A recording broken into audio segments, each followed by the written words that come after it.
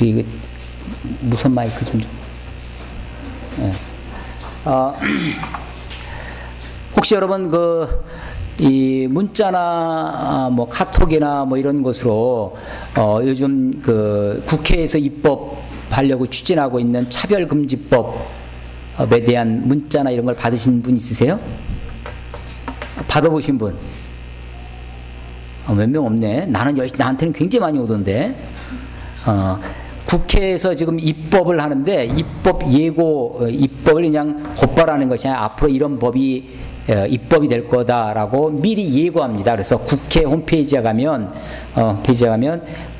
앞으로 입법화될 이 법들이 이제 상정되어 있는 올라와 있는 그런 법률이 많이 있는데 그 중에 하나가 차별금지법이라는 것이 있어요. 근데 이제 기독교 일각에서 기독교에서 이제 그 법을 반대합니다. 반대하면서 이제 저한테도 저만 하는 것이 아니라 다른 사람들한테 많이 알려서 이 법이 통과되지 않게 반대 운동을 나서달라고 저한테 이제 오는 게 있어요. 그래서 이제 우리 후배 중에 재학생들 중에 저한테 몇 명은 직접 저한테 이 법에 대해서 어떻게 생각하느냐고 물어오는 그래서 카톡으로 길게 답장도 쓰고 그런 적이 있는데 기본적으로는 이렇습니다. 기본적으로는 제 생각이에요. 제 생각에 차별이 있으면 안 되겠죠. 차별을 하면 안 되죠. 그래서 차별을 금지하는 법을 만드는 것에 대해서는 기본적으로 찬성을 합니다.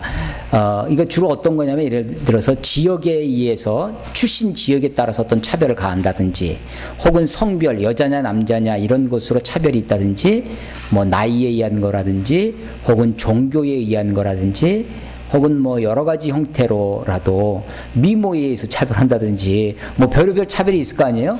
심지어는 이제 우리나라 같은 경우는 이제 외국인이 우리나라에 와서 이런 외국인 국적자에 대한 차별이라든지 뭐 인종에 의한 거 어떤 형태로든 차별을 금지하는 그런 것들을 우리가 법으로 차별금지법을 인간의 평등의 정신, 인간 존중의 정신에 입각해서 하는 게 좋겠다 하는 것이 기본 생각입니다. 근데 기독교 일각에서 우려하는 것은 그 중에 그 차별의 조항 여러 가지 조항 중에 하나가 뭐가 있냐면 동성애에 관한 것이 있어요. 성적 소수자라고도 많이 이렇게 표현되고 있는 그런 사람들에 대해서 차별을 하면 안 되겠다라고 하는 건데 그 중에 독소 조항이라고 생각하는 게 뭐가 있냐면 예를 들어서 그런 것에 대해서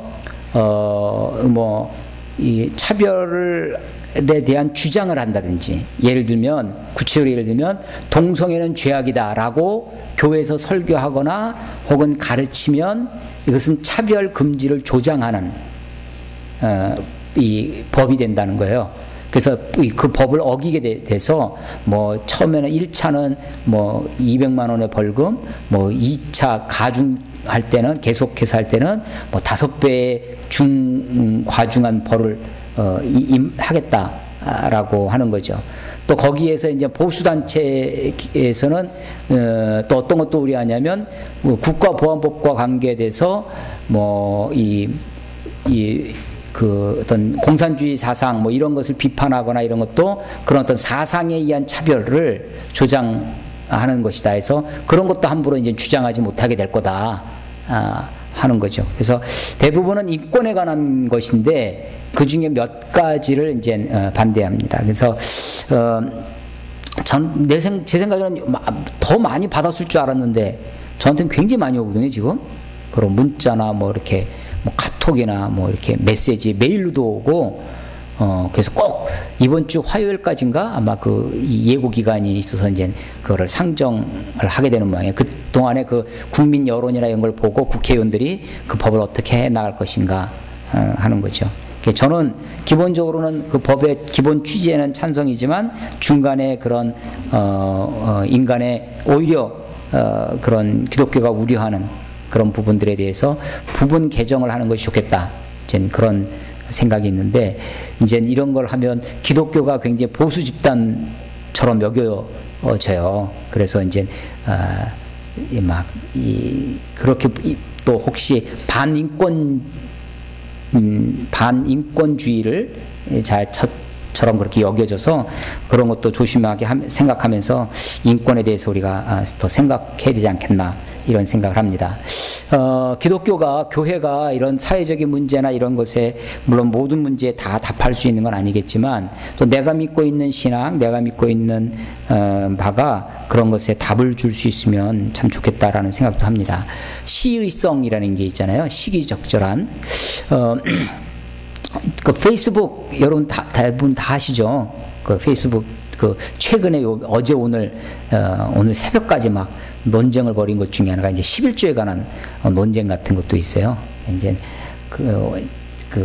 사실은 그 제가 이렇게 안 거두려고 하다가 몇몇 사람이 거기다 뭐 공감 하는 것 바람에 이건 아닌데 좀 더 여러분 한번 제 페이스북에 들어와 보시면 11조에 관한 논쟁이 아주 장문으로 이렇게 막 미국에 있는 어떤 유학가에 있는 우리 후배 전사님이랑 논쟁을 벌인 논쟁까지는 아니지만 하여간 서로의 그 생각들을 이렇게 쭉 써놓은 것들이 있는데 한번 좀 읽어보시면 좋겠다는 생각이 듭니다.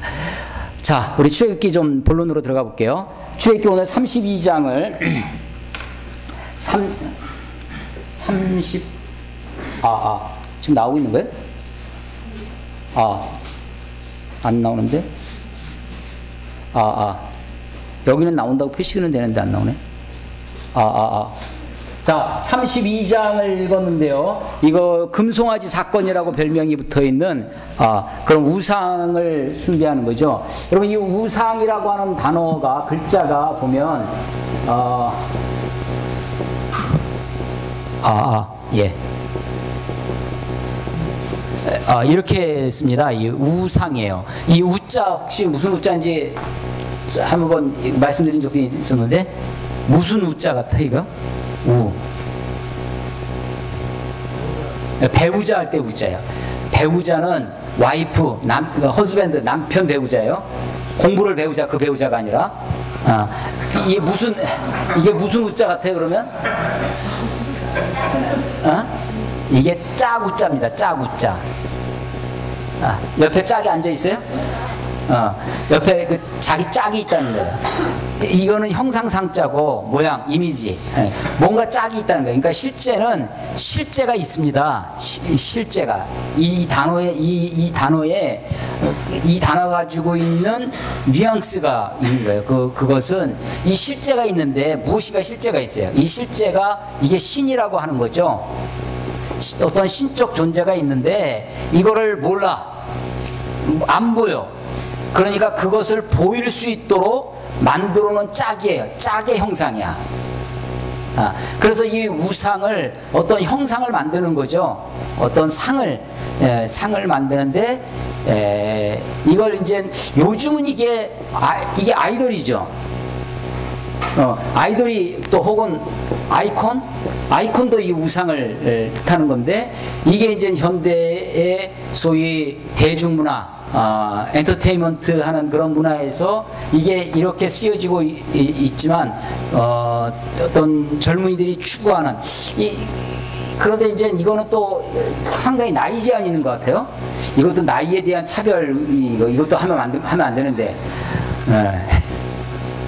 이렇게 돼 이게 이제 이스라엘 백성들이 우상을 만들어서 하나님께 범죄한 그런 사건입니다. 이거는요 10계명의 제 2계명 이 계명이 한마디로 하면 형상금지법입니다. 금지법이에요. 이거 뭐냐면 하나님이 있는데 하나님을 어떤 형상으로도 만들지 마라 라고 하는 것입니다. 하늘에 있는 것이나 땅에 있는 것이나 땅 아래에 있는 것이나 어떤 모양으로 만들어서 이것이 하나님이다 라고 말하지 말라고 하는 거예요.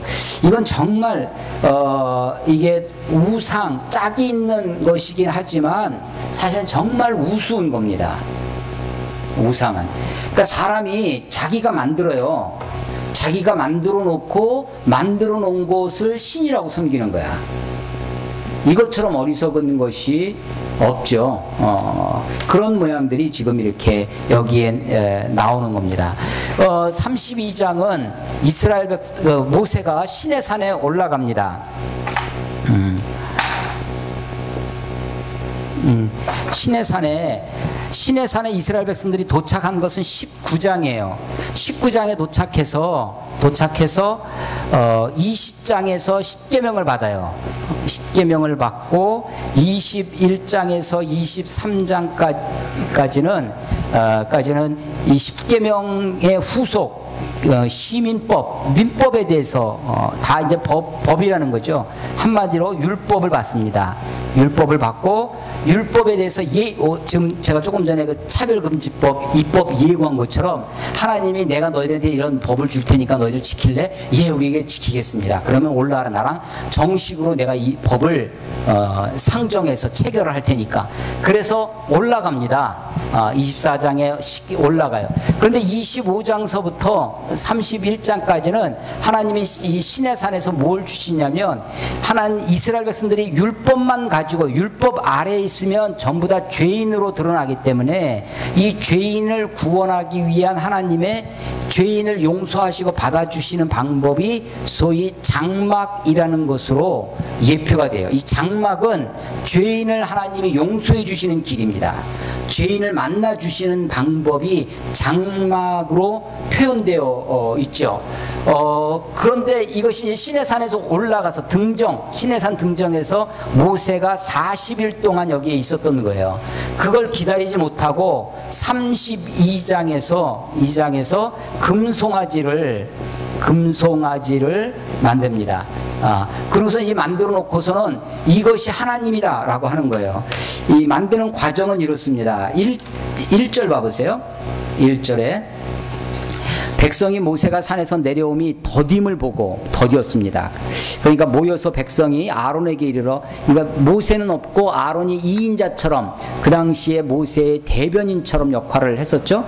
아론에게 이르러 말하되 일어나라, 우리를 위하여 우리를 인도할 신을 만들라. 그러니까 이 우상의 목적은 우리를 위한 겁니다. 우리를 위한 거. 그러니까 우리가 피조물인 우리가 하나님을 위해 있는 것이 아니라 자기들을 위해서, 자기들의 목적을 위해서 만드는 것이 우상이에요. 일어나라, 우리를 위하여 우리를 인도할 신을 만들라. 이 모세 곧 우리를 애굽 땅에서 인도해낸 사람은 어찌 되었는지 알지 못함이니라. 기다리지 못하고 조급한 마음에 아론에게 그렇게 요청을 하죠. 그랬더니 아론이 곧바로 그들에게 이르되 2절 너희의 아내와 자녀의 귀에서 금고리를 빼어 내게로 가져오라. 모든 백성이 그 귀에서 금고리를 빼어 아론에게로 가져오매. 예, 백성들이 어쩌면 이렇게 순종을 잘하는지 모르겠어요. 이게요, 가만 보면 오히려 지난번에 우리 수요일날 탁지원 우리 현대종교 소장, 근데 이런 이단 강의를 하시는 분들의 말씀 중에 이렇게 나오는 것 중에 한마디 있어요. 그게 뭐냐면, 가짜는 진짜처럼 외치는데, 진짜를 가지고 있는 우리는 오히려 가짜처럼 믿고 있다. 라고 하는 거예요. 근데 이 사람들은 오히려 거짓된 것, 허황된 것에는 오히려 더 열심을 냅니다. 그래서 순종을 해요. 자기 있는 귀걸이 뭐 다 갖다 바치는 거예요. 우리가 이단의 그 특징 중에 하나가 이단에 빠지면 어떤 이 경제적으로나 혹은 가정적으로 자기의 삶이나 이단의 가르침 중에 상당수가 대부분이 시한부 종말론이 있습니다. 그러니까 종말이 우리가 언젠지 모르죠. 언젠지 모르니까 이제 두 가지 경향이 있는데, 언젠지 모르니까 우리가 늘 깨어 있어야 되겠다, 그런 것도 있지만, 언젠지 모르니까 지금은 아니겠지, 늘 우리가 아니란 마음에 있죠. 근데 거기다가 시한부라는, 언제, 조만간, 이런 시한부가 되면 반응은 어떻게 되겠어요? 내가 지금 열심히 공부하고 할 필요가 뭐가 있어요? 직장 생활하면서 그냥 아둥바둥 살 필요, 조금 있으면 주님 오시는데, 그러니까 시한부 종말론이 있으면 그 종말 그런 것에 현혹이 되어지고 그런 생각이 사로잡히게 되면 내가 지금 하고 있는 현재의 삶을 제대로 살 수가 없습니다. 그래서 학업을 포기하고, 그래서 그 신천지의 대부분도 어떻게 되냐면 가출을 그렇게 많이 하는 거예요. 학교를 포기하고 직장을 포기하고 하는 거예요. 그렇게 될 수밖에 없죠. 그래서 이 모든 귀고리를 갖다가 바칩니다. 4절에 아론이 그 손에서 금고리를 받아가지고 부어서 조각칼로 새겨 그 송아지 형상을 만듭니다. 송아지 왜 하필이면 송아지 형상이었을까요? 아론이 만들었는데 왜 하필이면 송아지 형상을 만들었겠어요?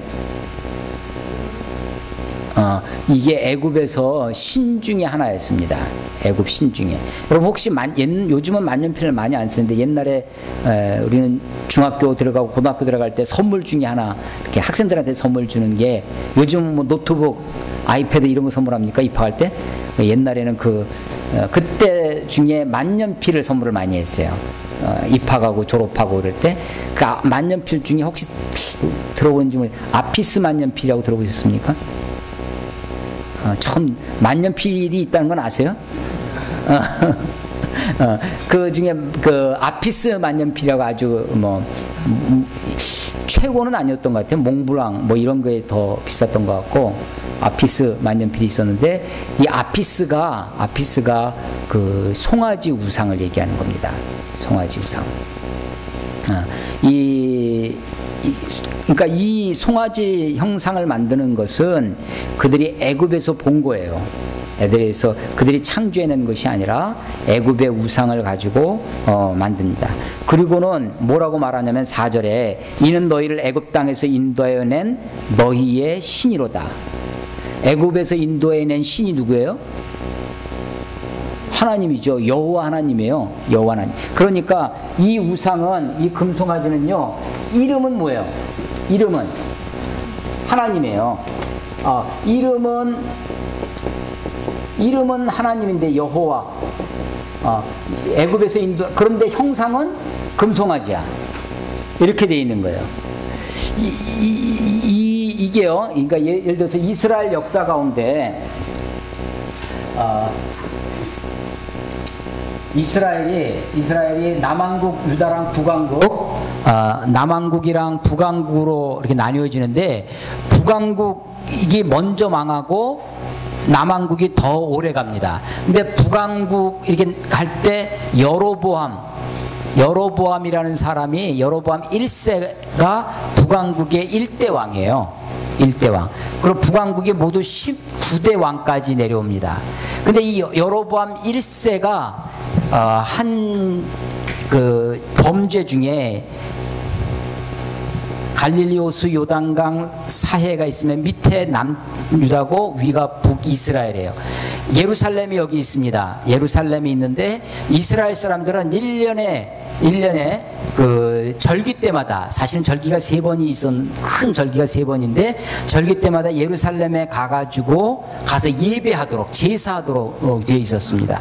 근데 나라가 나뉘어졌잖아요. 나라가 나뉘어졌는데, 사람들이 1년에 몇 번씩 제사 드리러 간다고 하면 북왕국 왕으로 봐서 자기 백성들이 남쪽에 가서 제사 드리면서 다 남왕국 사람들의 사상과 그런 것에 물들 거 아니야. 나라가 제대로 이렇게 되겠습니까? 그러니까 못 가도록 하기 위해서 이 여로보암이 만든 것 중에 하나가, 이 남쪽에 여기 베델이라고 있었어요. 베델, 북쪽에 단이라고 있습니다. 단과 베델에 금송아지를 2개를 만들어 놓습니다. 2개를 만들어 놓고, 이게 여호와다, 이게 하나님이다. 너희들 굳이 예루살렘에 갈 필요가 없다. 그래서 북왕국 이스라엘 역사 가운데 이제 그 이후로 여로보암의 죄 때문에, 그래서 이것은 이름은 여호와예요. 명목상 하나님이야. 근데 내용은 뭐였냐면 우상입니다. 내용은 우상이에요. 이렇게 되는 거예요. 그런데 나중에 조금 더 가면 북왕국 7대 아합 왕이라고 있어요. 아합. 아주 그 이세벨, 부인이 이세벨, 우리 이사벨 하면 굉장히 아름답고 뭐 그럴 것 같잖아요. 근데 이세벨 아주 악독한 그 왕비가 있었습니다. 이방 여인이 있어요. 시돈에서 시집온 이방 여인이었는데, 이 이방 여인의 꼬임에 넘어가서 가나안에 있던 우상을 섬기기 시작합니다. 그 아합 왕 때 유명한 엘리사가 아합 왕 때 이제 싸우는 거죠. 근데 이 아합 왕 때는 여기는 명목상이라고 여호와가 있었어. 이제는 어느 정도 세월이 지난 다음에는 아합 왕은 본격적으로 바알 숭배를 합니다. 바알 숭배. 그래서 이제 이 여로보암과 아합 왕의 차이가 있다면, 여로보암은 명목상 하나님을 거들먹거려요. 하나님의 이름으로 하는 거야. 내용은 우상숭배예요. 소위 혼합주의입니다. 혼합주의야. 그러니까 요즘 시대로 얘기를 들면 명목상은 우리가 하나님을 부를 수 있습니다. 그런데 내용은 기복신앙, 내용은 샤머니즘, 내용은 어떤 민속 우리 그런 종교처럼 화되어지는 것처럼 겉으로는 하나님을 이야기하지만 내용은 우상이 되는 거예요. 지금 이 금송아지 사건도 겉으로는 하나님이에요. 이것이 금송아지를 만들어 놓고 이것이 너희를 애굽에서 인도해낸 그 하나님이다 라고 백성들을 호도하는 것이죠. 그러니까 보이지 않는 하나님을 보는 것처럼 만드는 것입니다. 이것이 우상이에요. 우상. 우상입니다. 그런데 이제 그렇게 만들어 놓고 5절 봐보세요. 5절. 아론이 보고 그 앞에 뭘 해요? 예, 제단을 쌓습니다. 이에 아론이 공포하여 이르되, 내일은 여호와의 절기, 페스티벌, 축제하는 날입니다. 절일이니라 하니, 그들이 어떻게 하냐면 6절. 이튿날에 그들이 일찍 일어나 번제를 드리며 화목제를 드리고 백성이 앉아서 먹고 마시며 일어나서 뭐예요? 뛰놀더라. 여러분, 우상 앞에서도요 제단을 쌓습니다. 우상 앞에서도 뛰놀아요. 우상 앞에서도 예배하고, 우상 앞에서도. 근데 이게 예를 들어서 부처를 갖다 놓고 하는 게 아니야. 물론 이게 형상 금송아지를 만들어 놨지만 이름은 여호와다 하나님이라는 거야. 하나님. 그러니까 백성들이 생각 없이 거기에 나와서 예배합니다. 번제 드리고 속죄를 이 화목제를 드리고 거기서 축제를 벌여요. 뛰놉니다. 이 뛰놀 때 기분이 어땠을까요? 뛰놀 때의 기분, 감정적으로 아마 즐겁고 격양되고 막 이런 것이 있었을 거예요. 무슨 얘기냐면, 우리가 우상 앞에서도 이렇게 예배하고 뛰놀고 잘못된 혼합주의 사고에 있어도 이런 형상이 그대로 나타날 수 있다고 하는 것입니다. 그러니까 우리가 겉으로 보기에 예배한다, 찬양한다, 노래하고 있다, 겉으로 보기에 막 그냥 즐겁게 하고 있다라는 것으로 그것의 진위를 가릴 수가 없습니다. 이게 쉽지가 않은 거예요. 우상을 만들어 놓고도 여전히 그렇게 할 수 있다는 거예요. 근데 이것에 대한 하나님의 평가가 어떻게 되는지 7절 봐보십시오. 하나님의 평가. 여호와께서 모세에게 이르시되, 너는 내려가라. 내가 애굽 땅에서 인도해낸 내 백성이 어떻게 했다고요? 부패하였다. 부패했다는 건 뭐예요? 이거 부패는 한자어고 우리말 한글로 바꾸면 썩었다는 거죠. 썩었다는 것입니다. 컬러트라고 하는 타락했다고 하는 것이죠. 떨어졌다는 것입니다. 썩었다는 것, 부패했다는 것입니다. 그러니까 하나님이 보시기에 혼합주의는 이 겉으로는 겉으로는 하나님을 부르짖고 있지만 내용상 물질주의나 어떤 다른 것에 우리가 하고 있다면 그것은 어쩌면 부패한 것과 동일하겠다라는 생각입니다. 신명기 9장을 한번 찾아보실래요? 신명기 9장 12절. 출애굽기, 레위기, 민수기, 신명기 있죠? 신명기 9장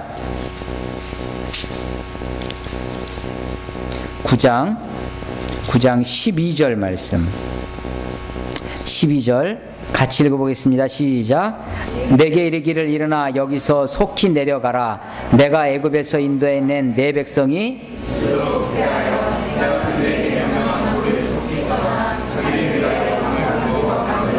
예, 거기 보면 내 백성이 어떻게 부패했다고 그래요? 스스로 부패하여라고 합니다. 스스로 부패하여. 우리가 죄를 범할 때 어쩔 수 없이 환경이 그래서 그렇게 핑계를 댈 수도 있습니다. 그런데 성경이 스스로 부패했다라고 하는 거죠. 왜 스스로 부패할까요? 인간이 왜 스스로 부패할 것 같아요? 인간이 자기 욕심 때문에 스스로 부패합니다. 욕심 때문에. 자기를 위하는 마음, 자기중심주의, 아까 우리를 위하여 우리를 인도할 이 자기를 위하는 마음, 자기 이 욕심이 스스로 부패하게 합니다. 죄악의 뿌리가 그렇습니다. 죄악의 뿌리가. 그래서 내 백성이 부패했다고 하나님이 그렇게 평가하시고 판단하고 있죠. 다시 37기로 와서 32장 8절에 보면 그들이 그들에게 명령할 한 길을 속히 떠나 자기를 위하여 송아지를 부어 만들고 자기를 위하여. 그러니까 예배의 본질은 여호와를 위하여입니다. 하나님을 위하여 드리는 것이 예배의 본질이죠. 예배의 목적이고. 그런데 타락, 부패의 본질이 뭐냐면 자기를 위하는 거예요. 자기를 위해 송아지를 부어 만들고 그것을 예배하며 그것에게 제물을 드리며 말하기를 이스라엘아 이는 너희를 애굽 땅에서 인도해낸 너희 신이라 하였도다. 예. 여호와께서 또 모세에게 이르시되 내가 이 백성을 보니 뭐라고요? 목이 뻣뻣한 백성이라다. 목이 뻣뻣해요. 목이. 이스라엘의 완고함, 교만함을 표현하는 표현입니다. 목이 뻣뻣하다 라고 하는 거죠. 이런 목이 뻣뻣함, 완고함, 교만함 이런 것이 하나님 앞에 범죄하고 불순종하고 하나님 앞에 하나님의 마음을 아프게 해드리는 그런 길이 됩니다. 목이 뻣뻣한 백성이라고. 예, 10절 그런즉 내가 하는 대로 두라. 내가 그들에게 진노하여 그들을 진멸하고 너를 큰 나라가 되게 하리라. 무슨 말이냐? 하나님의 새로운 계획을, 하나님의 처방입니다. 하나님의 최초의 이걸 보관 속에 갖고 있던 마음.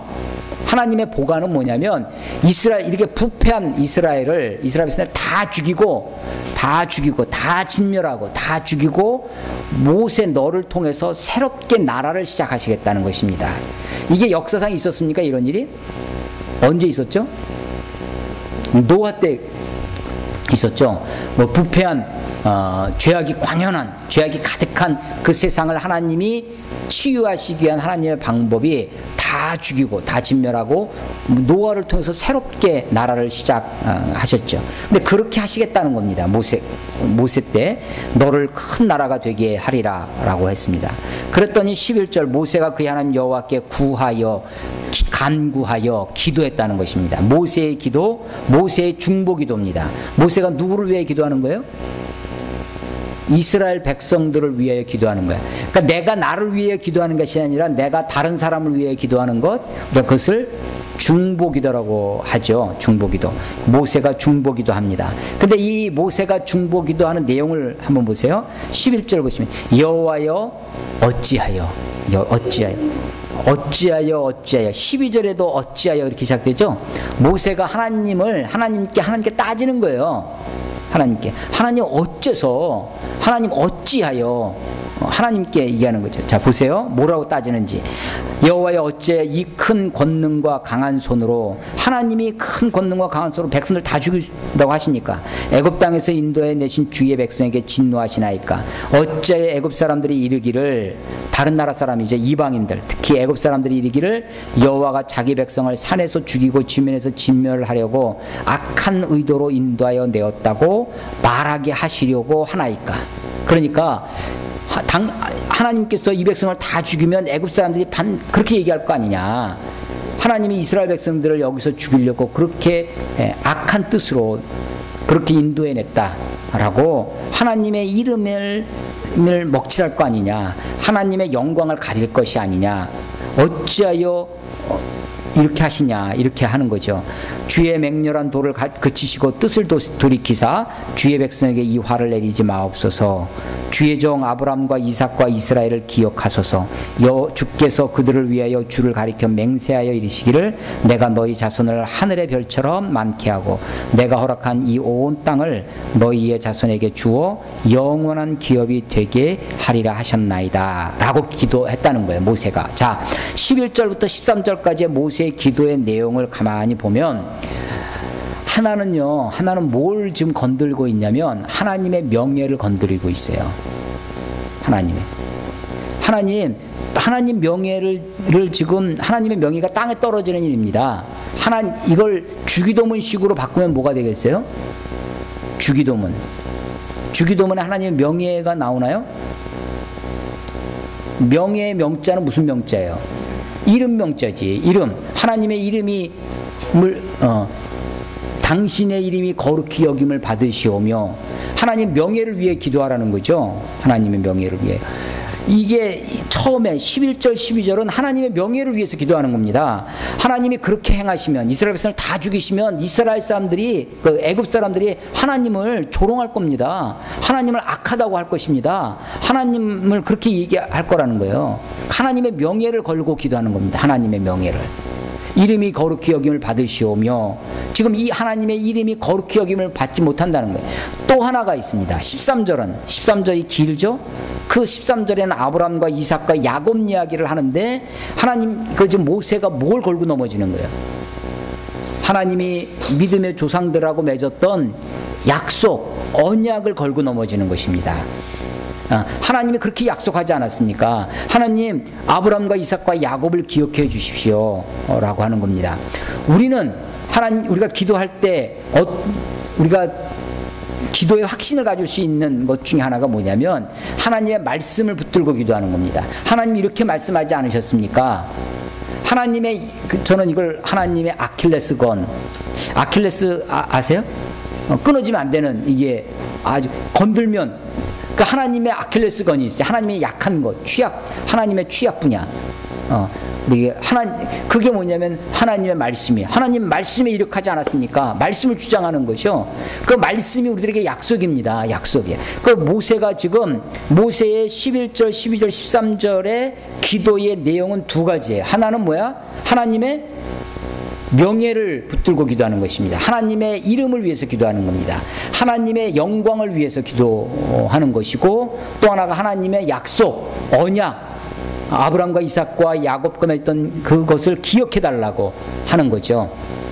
이게 하나님 앞에 아주 강력한 기도입니다. 강력한 기도예요.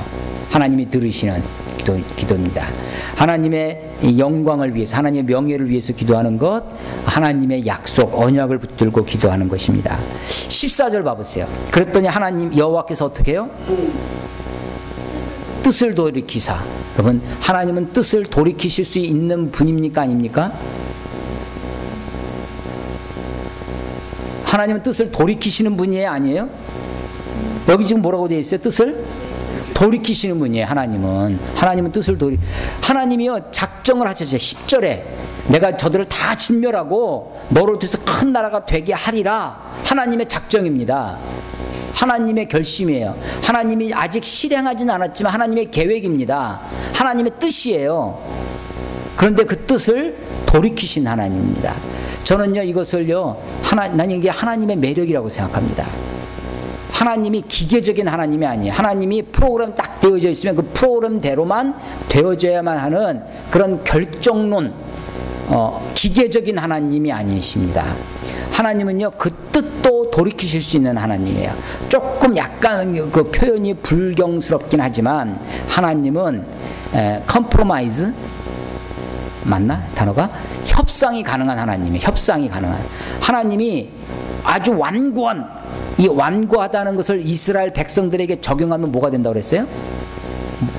목이 뻣뻣한. 하나님은 목이 뻣뻣하신 분이 아닙니다. 하나님은 목이 뻣뻣하신 분이 아니에요. 하나님은요 우리가 협상이 가능하신 분이에요. 하나님이 뜻을 세우시고 계획하셔서, 그래서 우리가 하나님의 예정, 하나님의 계획이라는 것을 하나님의 예정론, 하나님이 예정하셨다, 하나님이 예정하셨다는 하나님의 예정을 잘 이해해야 됩니다. 하나님의 예정,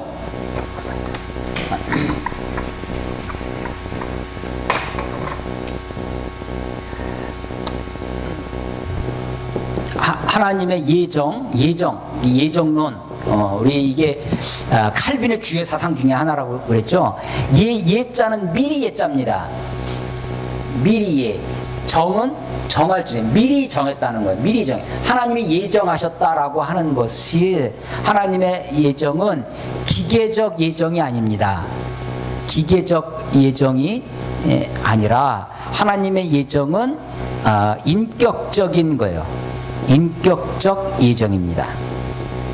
예정을 다른 말로 하면 뭐 비슷하게 하나님의 뜻, 하나님의 계획, 하나님의 작정 뭐 이렇게 표현할 수 있겠죠. 하나님이 예정하시는데 이 예정은 어디서부터 나오는 거예요? 하나님의 계획은 어디에서 나옵니까? 누구에게서 나오는 거예요? 하나님에게서 나오는 겁니다. 하나님에게서. 하나님은 자, 하나님의 예정은 하나님으로부터 나오는 거예요. 하나님 되심에서부터 나오는 거예요. 하나님의 되심을 우리가 됨됨이라고 합니다. 이거 하나님께 됨됨이라는 단어를 좀 붙이니까 조금 그런데 사람이요, 저 사람 됨됨이가 됐어. 그 사람의 인격이죠. 성품입니다. 하나님의 어떤 것, 하나님으로부터 어떤 것이 나오는데 하나님으로부터 나오는 어떤 것은 하나님의 어떠하심, 하나님의 됨됨이에서 나오는 거예요. 하나님의 됨됨이, 하나님의 성품, 하나님의 하나님 되심은 하나님은 그야말로 자유로우신 분입니다. 하나님은 어떤 것을 하실 수도 있고 어떤 것을 안 하실 수도 있어요. 하나님의 전능하심이 하나님의 자유를 가져옵니다. 하나님은 참 자유하신 분이에요. 우리는 자유하지 않습니다. 우리는 많은 것에 제한을 받고 있고 많은 것에 영향을 받아요. 근데 하나님은 그러신 분이 아니죠. 전능하신 참 하나님이신 우리 하나님, 그 하나님으로부터 어떤 계획이 나오시는 겁니다. 어떤 뜻이 나오는 거예요. 그런데 이 뜻은 인격적이에요. 그래서 이것이 기계적으로 딱 정해져 있는 것이 아니라 상호 유기적으로 우리가 어떻게 하느냐에 따라서 하나님이 어떻게 해오십니다. 해오세요. 그러면서도 하나님의 지혜가 우리가 어떻게 반응하느냐에 따라서 하나님이 거기에 반응해 오시지만 결국은 하나님의 계획을 이루어 가실 것입니다. 결국은 하나님의 뜻을 이루어 가신다라고 하는 거예요. 그래서 하나님의 뜻은 이렇게 표현합니다. 하나님의 뜻은 세 가지가 있는데 하나님의 절대적인 뜻이 있어요. 하나님은 역사는 이 하나님의 뜻대로 되어질 것입니다. 하나님의 계획대로 되어질 거예요. 이것이 하나님의 절대적인 뜻입니다. 하나님의 절대적인 뜻이 있어요. 적인 뜻. 하나님의 절대적인 뜻은 크게는 하나님의 창조에서부터 시작해서 종말을 향해서 나아갈 것입니다. 이 종말은 새하늘과 새 땅, 새로운 창조가 되어질 것이에요. 그래서 이게 하나님의 기본적인 뜻입니다. 그런데 이 가운데 인간이 범죄해서 하나님의 뜻에 어긋나게 살아갑니다. 그런데 하나님은 이것을 허용하세요. 그래서 그것을 허용적인 뜻이라고 합니다. 허용적인 뜻. 이게 뭐 교과적인 성경책에 나오는 얘기가 아니라 제가 정리를 하는 거예요. 나름대로. 신학 교과서에 나온 것도 아니고. 그래서 자, 하나님의 절대적인 뜻이 있지만 그것을 인간이 잘못된 길로 갈 때 그것을 허용하세요. 그런데 이거 허용하는 데는 마음대로 마냥 놔두시는 것이 아니라 인간 그것을 돌이키셔서 결국은 하나님의 뜻이 될 수 있도록 하나님이 여기에 환경적인 뜻을 행하십니다. 이 환경적인 뜻이 때로는 나에게 고난으로 다가올 수 있습니다. 하나님은 원래 사랑이시지만 하나님은 원래 사랑의 하나님이시지만 때때로 하나님의 사랑이 나에게 진노로 나타나실 수도 있어요. 그래서 그 환경적인 뜻 때문에 기본적인 방향과는 다르지만 나에게 그 뜻이 나로 하여금 결국은 하나님의 이 역사의 뜻을, 절대적인 뜻을 이루어지도록 하신다라고 하는 것입니다. 하나님은 뜻을 돌이키실 수 있는 하나님이에요. 우리 이 생각을 좀 가졌으면 좋겠습니다. 하나님은 아주 완강해서 조금도 조금도 이 빈틈이 없는 그런 고집불통의 그런 분이 아니세요. 뜻을 돌이키실 수 있는 분이십니다. 혹시 우리 가정에, 혹시 우리 집안에, 혹은 내 인생 가운데 어떤 어려움이나 어떤 것이 있을 때도 여러분 모세가 기도했던 것처럼 한번 기도해 보세요. 하나님의 다른 이 이스라엘 백성들이 자기를 위해 우상을 만들고 자기를 위하여 예배하고 자기를 위하여 막 하는 것이 아니라 정말 하나님의 이름을 위해서, 하나님의 영광을 위해서, 하나님의 명예를 위해서 한번 기도해 보십시오. 그리고 하나님의 말씀을 붙들고 한번 기도해 보세요. 하나님이 뜻도 돌이키십니다. 하나님 뜻도 돌이키시는 그런 분이세요. 저는 이게 하나님의 매력이라고 생각됩니다. 하나님이 너무나 이게 인간이 쓸 수 있는 가장 좋은 단어가 사실은 이 인격적이라는 단어가 사실은 하나님은 신격이죠. 근데 신격하면 신격이 도대체 뭐냐? 우리가 말할 수 있는 게 없어요. 그래서 가장 좋은 것을 표현할 때 인격적이다라고 하는 겁니다. 인격적. 사람이 사람다워지는 것, 이게 제일 좋은 거예요. 근데 사람이 사람다워지지 않습니다. 사람이 개다워져. 그래서 그걸 뭐라고 그래요? 개 같다고 그러잖아요. 이게 사람이 사람다워져야 되는데 사람이 금붙여 다워지는 거야. 자기가 만든 게. 인간의 어리석음 중에 하나입니다. 인간이 인간다워져야 되거든요. 인간이 인간다워질 때 참 인간다워지면 인간답게 그렇게 돼야 됩니다. 하나님이 아까 10계명의 두 번째 계명이 형상금지법, 형상을 만들지 말라고 했는데 사실은 하나님의 형상이 어디 있냐면 사람에게 있어요. 하나님이 사람을 만드실 때 하나님의 형상대로 만드신 겁니다. 하나님의 형상이 사람에게 있는 거예요. 옆에 사람이 다 하나님의 형상으로 되어 있는 것입니다. 내가 하나님의 형상이 있는 거예요. 우리 안에. 인간의 가치가 어디 있습니까? 인간의 가치가. 사람의 가치가 외모에 있지 않습니다. 미모, 예쁘면 보기는 좋겠죠. 근데 그게 인간의 가치를 높이는 것은 아닙니다. 머리가 좋으면, 학식이 많으면 세상에서는 그러나 인간의 정말 궁극적인 가치가, 인간의 존엄성이 어디서 나오겠어요? 인간의 존엄성은 하나님의 형상이라는 데 있습니다. 아니, 인간을 그냥 단지 육체로만 따지면 소고기 한 근이랑 우리 사람 고기 한 근이랑 가치가 어떻게 있어요? 이 동물 육체랑 사람의 육체랑 아마 이 화학적으로 따지든지 생물학적으로 따지면 그게 등가가 그렇게 구별할 수 있는 것이 아닐 겁니다. 근데 인간이 정말 가치 있다. 인간이 정말로 존엄하다. 라고 하는 것은 인간이 단지 육체만이 아니라 하나님의 형상이 있기 때문이죠. 근데 이 하나님의 형상은 사실은 아까 제가 차별금지법을 처음에 이것은 얘기했지만 예수를 믿는 사람과 예수를 믿지 않는 사람이라고 해서 가치가 다른 것은 아니죠. 다 하나님의 형상으로 창조되어진 것입니다. 다 모든 사람이 다 하나님의 형상으로 불교를 믿고 있다고 해서 하나님의 형상이 없는 것이 아니에요. 비록 그들이 그 하나님의 형상이 회복되어지지 않았다 할지라도 다 기본적으로 모든 인간은 하나님의 형상으로 창조된 존엄한 너무나 가치 있는 존재라고 하는 것이죠.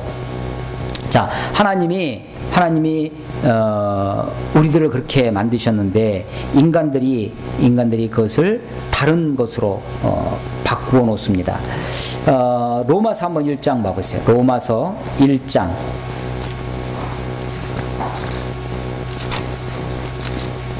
로마서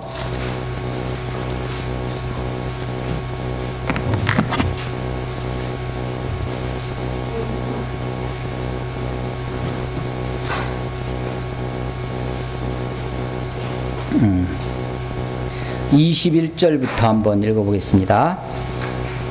21절에서 23절. 자, 21절에서 23절.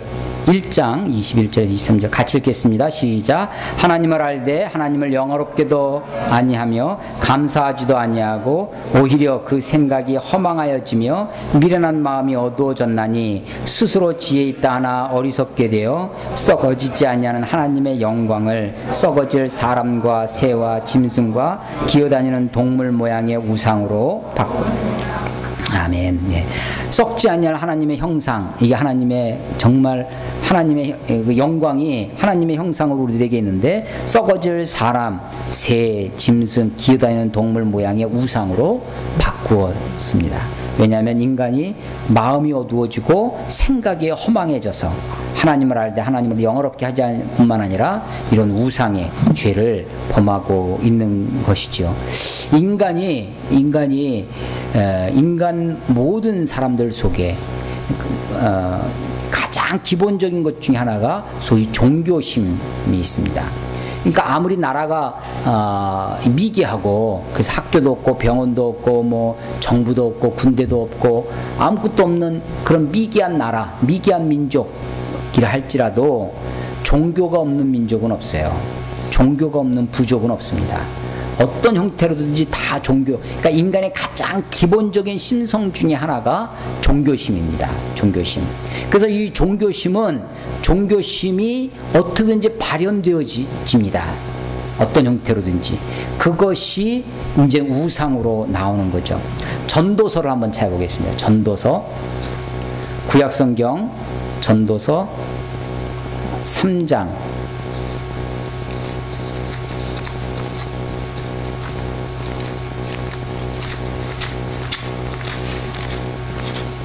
3장 11절 3장 11절 같이 읽어보겠습니다. 시작. 하나님이 모든 것을 지으시되 때를 따라 아름답게 하셨고 또 사람들에게 영원을 사모하는 마음을 주셨느니라. 그러나 하나님이 하시는 일의 시종을 사람으로 측량할 수 없게 하셨도다. 아멘. 예, 하나님이 때를 따라 모든 것을 지으시되 때를 따라 아름답게 하셨고 또 사람들에게 뭘 주셨다고 그래요? 영원을 사모하는 마음을 주셨습니다. 영원을 사모하는 마음. 이 영원을 사모하는 마음, 이거를 우리가 이 영원한 것, 내세를 생각하고 그게 인간의 종교심입니다. 종교학적으로는 종교가 어떻게 생겼느냐, 이 두려움에서 생겼다, 공포에서 생겼다라고 하죠. 천둥을 치는데 천둥 소리가 두려워요. 그래서 막 종교심이 생겨났다고 합니다. 죽음이 두려운 거예요. 죽음이. 그러니까 그 죽음 이후가 그러니까 인간의 막연한 생각이 뭐냐면 죽음으로 모든 것이 없어진다. 모든 것이 그냥 끝이다. 라고 생각하면 두렵지가 않죠. 근데 죽음이 뭔지 모르지만 막연하지만 뭔가가 있다고 생각하는 거예요. 내세에 대한 두려움이 인간에게 있습니다. 막연하지만.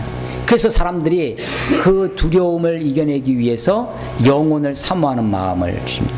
종교심이 있어요. 그 종교심이 여러 가지 형태로 나타나는데 하나님을 알지 못하면 다 이와 같은 우상의 모습으로 나타나게 됩니다.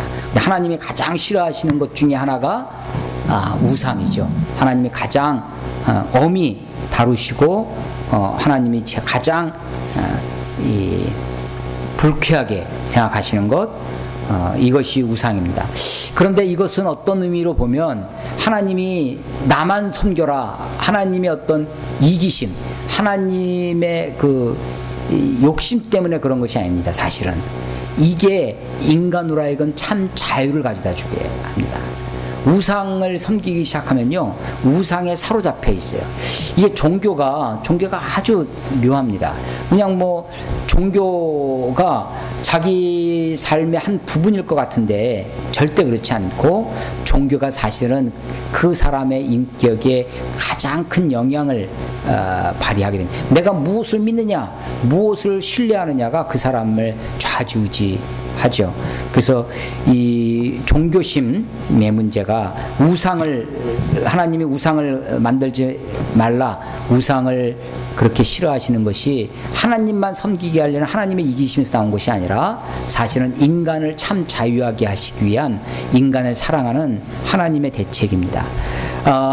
그래서 이렇게 우상을 만든 사람들에게 이제 어떻게 처벌하시는지 처벌의 내용을 보겠습니다.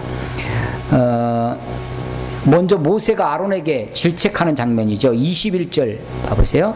32장 출애굽기 32장 21절 모세가 아론에게 이르되 이 백성이 당신에게 어떻게 하였기에 당신이 그들을 큰 죄에 빠지게 하였느냐. 아론이 변명하기 시작합니다. 첫 번째 방법은 책임 전가입니다. 아론이 이르되 내 주여, 모세 자기 동생에게 하는 말이에요. 내 주여 노하지 마소서. 이 백성의 악함을 당신이 아나이다. 그러니까 책임을 누구에게 전가하는 거예요? 모세, 아론이 백성들에게 책임을 전가하죠. 그리고서는 24절 내가 그들에게 이르기를 금이 있는 자는 빼내라 한즉 그들이 그것을 내게로 가져왔기로 내가 불에 던졌더니 이 송아지가 나왔나이다. 이게 참 놀라운 일이에요. 금을 집어넣었더니 던졌더니 금송아지가 나왔다는 거죠. 우연히 이렇게 됐다는 거죠. 이렇게 변명을 놓습니다. 25절 모세가 본즉 백성이 방자하니 옛날에 우리 상장에 이런 말 많이 썼어요. 품행이 방정하여 우리 이도영과 그 춘향이 나올 때 그 방자 나오죠. 방자 무슨 뜻이에요? 방자하다. 방자는 무슨 방자예요? 방자할 방자예요? 방종. 방종할 때 방자는 무슨 방자예요? 방자가 놓을 방자, 놓을. 그러니까 이 학업을 놓는 게 뭐예요? 방학이죠, 방학. 공부하다가 그래도 또 이렇게 뇌를 풀어 놓는 게 뭐예요? 해방이죠, 해방. 놓는 거예요, 놓는. 그런데 뭘로 했어 지금 방자는? 아들을 놓는 거예요? 방자는 자자는 무슨 자자였겠어요? 또 다른 자자? 스스로 자도 아니고.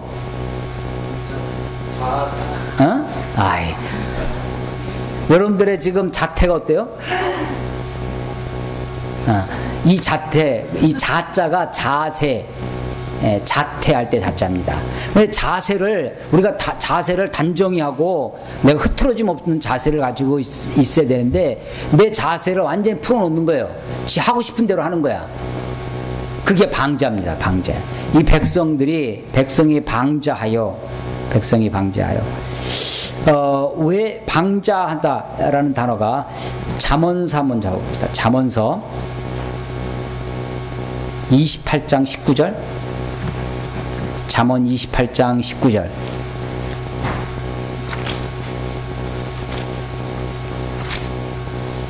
28이 19.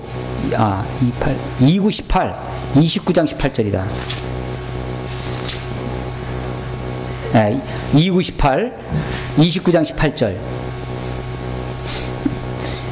29장 18절입니다. 잠언서 29장 18절. 같이 한번 읽어보겠습니다. 시작. 묵시가 없으면 백성이 방자에 행하느니와 율법을 지키는 자는 복이 있느니라. 아멘. 여기도 방자이가 나오죠. 묵시가 없으면, 묵시는 뭐예요?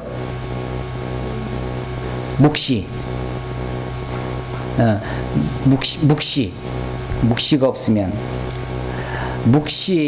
이 시자는 무슨 시자일까? 볼 시자죠. 보는 거예요. 보는 것. 보다, 비전이에요, 비전. 이게 묵시가 비전입니다. 그래서 아까 제가 설교 중에 잠깐 얘기했던 킹 제임스 버전이라든지 이런 데 보면 no vision, 비전이 없으면 묵시가, 그러니까 묵시는 보는 겁니다. 보여주는 거. 하존, 히브리의 하존이라고 하는 환상이라고도 번역되기도 하고 비전이라고도 번역되어지는 겁니다. 비전이 없으면 백성이 지 멋대로 행한다는 거예요. 방자히 행한다.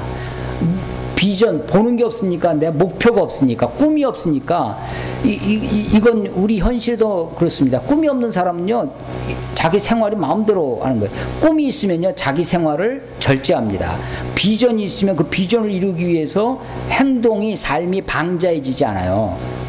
자기가 그것을 위해서 계획하고 준비하고 실천하는 실천력이 비전에서 나오죠. 그러니까 비전이 있어야 된다는 거예요. 꿈이 있어야 된다. 그런데 이게 지금 대꾸로 되어 있어요. 대꾸로.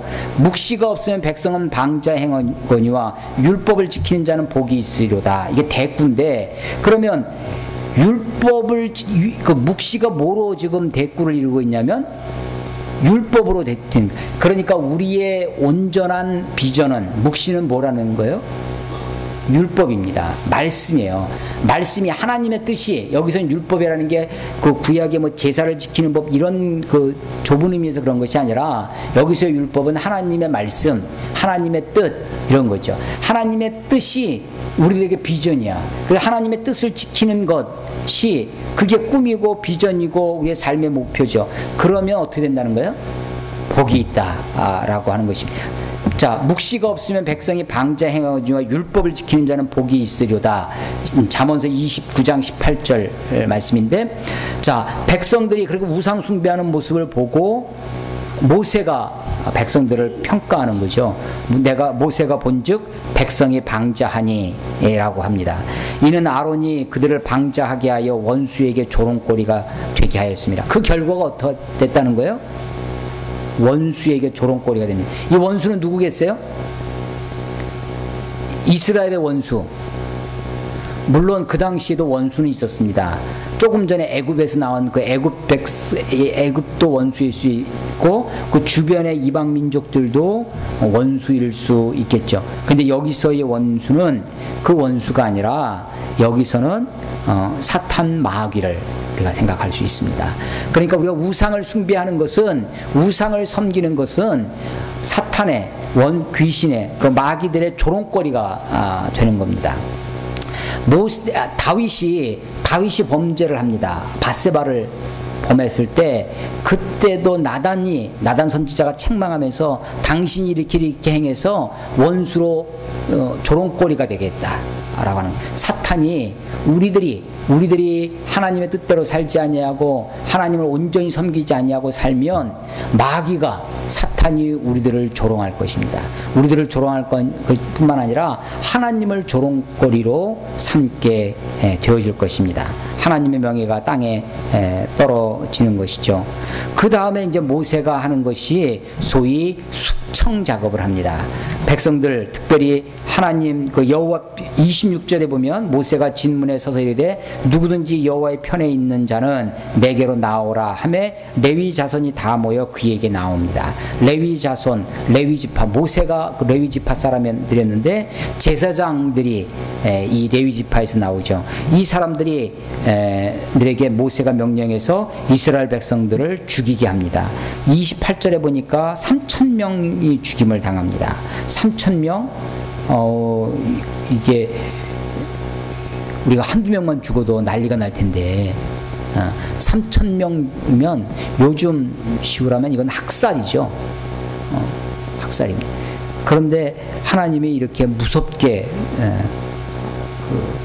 하시는 거죠. 이런 것을 저는 뭐라고 표현하냐면 교육적 극단이라고 표현을 합니다. 하나님이 무엇인가 인간들에게 말씀이 없던 시대, 성경이 없던 시절에 하나님의 거룩하심을, 하나님이 어떠하심을 우리에게 가르쳐 주시기 위한 극단적인 방법이 교육적 극단입니다.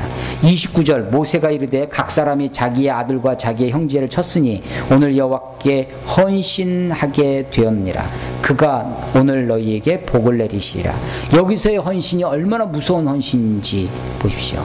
자기 아들, 자기 형제를 죽이는 그야말로 헌신, 몸 신자죠. 드릴 헌이에요. 헌신은 몸을 드리는 것입니다. 내 몸을, 헌신을 다른 말로 sacrifice입니다. 희생이죠. 희생이에요. 자기를 드리는 거예요. 이게 헌신, 무서운 헌신이죠. 사실은 헌신이 이런 것입니다. 여호와께. 이 헌신은 무엇을 바탕으로 하는 거냐면 거룩을 바탕으로 하는 겁니다. 헌신은 무엇을 바탕으로 하는, 자기를 죽이는 것에서부터 출발하는 것입니다. 그리고 나서 이제 모세가 그 이튿날 백성들에게 30절 이르게 됩니다. 백성에게 이르되 너희가 큰 죄를 범하였도다. 내가 이제 여호와께로 올라가노니 혹 너희를 위해 속죄가 될까 하노라. 모세가 여호와께 다시 나아가 여짜오되 슬프도소이다. 이 백성이 자기들을 위하여 금신을 만들어 싸우니 큰 죄를 범하였사오나 그러나 이제 그들의 죄를 사하시옵소서. 그렇지 아니하시면 원하건대, 이게 아주 유명한 모세의 중보기 됩니다. 원하건대 주께서 기록하신 책, 생명책이죠. 새로 책에서 내 이름을, 모세 이름을 지워버려 주옵소서라고, 자기 이름을 지워서라도 이스라엘 백성들을 구원해 달라고 하는 자기 동족을 위한, 자기 민족을 위한 모세의 중보 기도입니다. 이런 비슷한 기도를 했던 사람이 또 있어요. 누구였죠? 자기를 희생해서라도 자기 민족을 구원해 달라는 바울이 그런 기도를 합니다. 로마서를 한번 찾아보겠습니다. 로마서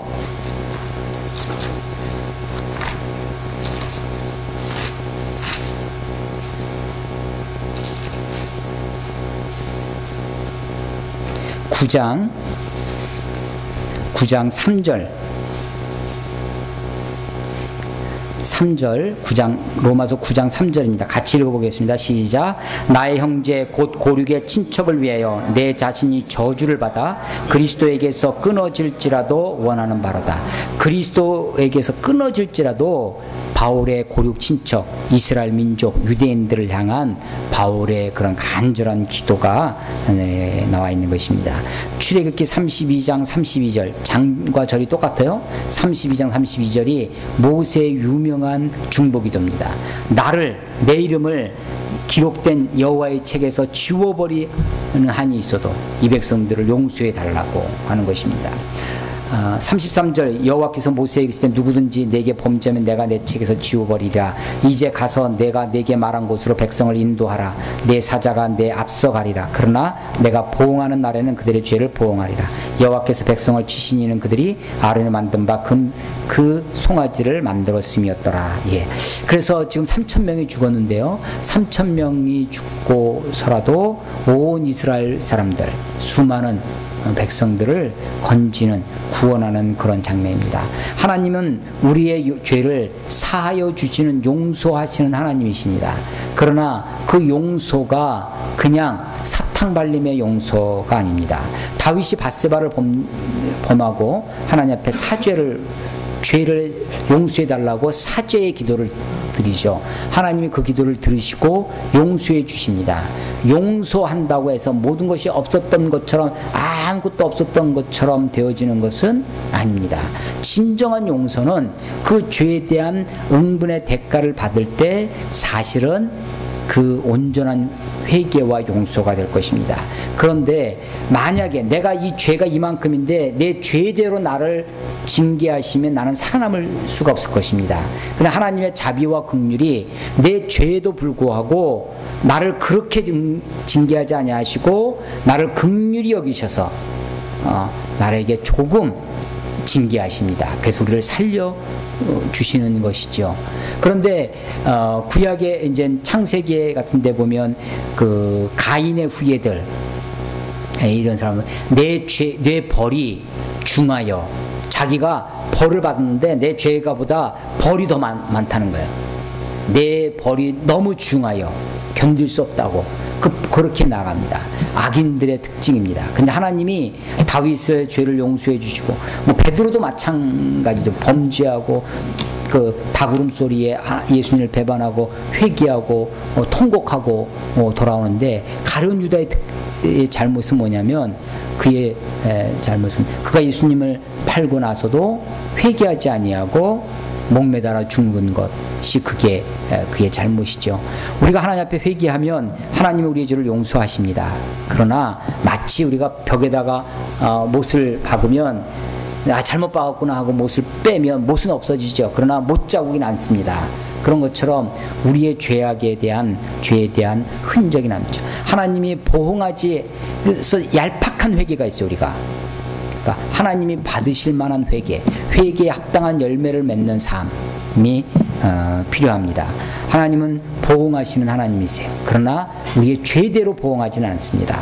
우리를 살리기 위해서 아버지이기 때문에, 부모이기 때문에 자식에게 징계하는 거죠. 사생자가 아니면 징계하지 아니하신다. 이게 히브리서에 있는 말씀이신데 그렇습니다. 자, 오늘 32장 금송아지 사건을 중심으로 우상을 만들고 그들 앞에, 하나님 앞에 범죄한 이스라엘 백성들을 모세가 중보기도 하고 그들을 이 우상 숭배의 죄악에서부터 건지는 그런 장면입니다. 이제 33장 이후에는 그와 좀 관계돼서 후속의 일이 벌어지는데, 이 금송아지 사건, 이것이 그들에게 아주 충격적인 사건으로, 율법이, 신의 산에서 율법이 저들에게 주어지기도 전에 그 율법은 파기됩니다. 그래서 이 하나님으로 받았던 십계명 돌판을 깨버리는 그런 모습이 여기 나옵니다. 모세가 그 자기 분노대로 십계명을 이렇게 돌판을 깨뜨렸는데, 모세가 정작 가나안에 못 들어간 것은 이 사건 때문은 아닙니다. 이 사건, 십계명을 깨뜨렸어도 그것은 그의 어떤 거룩한 그의 그 분노 중에 하나의 표현이 되게 되는 거죠. 이 금송아지 사건, 어쩌면 인간의 본성에 우상을 만드는 것의 하나일런지도 모르겠어요. 오늘날 우리에게 신약 시대에 와서 복음서에 보면 예수님이 우상을 금지하라는 말씀이 없습니다. 유일하게 좀 비슷한 말씀이 있다면, 하나님과 무엇을 겸하여 섬기지 말라? 재물을, 만몬. 하나님이 신약에 와서 하나님이 라이벌 의식이 있는 무엇이 있어요? 그게 재물입니다. 재물. 만몬의 우상이 어쩌면 우리 시대에 특별히 자본이 숭상되지는 자본주의 시대에 어쩌면 우리가 경계해야 할 우상, 우리가 경계해야 할 것이 아닌가 생각되어집니다. 자, 우리 오늘 여기 32장까지 하고 다음 33장 이어서 하도록 하겠습니다. 혹시 질문 있으신 분 있으세요?